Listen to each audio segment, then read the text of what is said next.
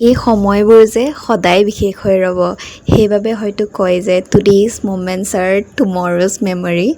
আৰু আজি পুনৰ এটা ব্যস্ততাপূৰ্ণৰে দিন আৰম্ভ কৰিলোঁ আৰু এইফালে দেখিছেনে কেঁচীৰ কি অৱস্থা একদম নেকাতে একদম কি ক'ম আৰু একদম কাঠ কটা দি কাটিবলগীয়া হৈছে আৰু এইফালে আমাৰ একদম পূৰা প্ৰডাক্টিভ বাইদেউ পূৰা কাম কৰে মই বোলো ময়ো অকণমান ওপৰতে কিবা এটা কৰি দিওঁ আৰু আজি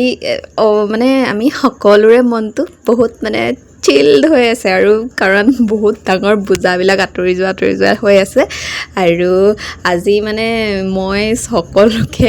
এমব্ৰইডাৰী শিকাই আছোঁ এইফালে আমাৰ বাইদেৱে শিকিছে আৰু এইফালে কি কৈছে শুনকচোন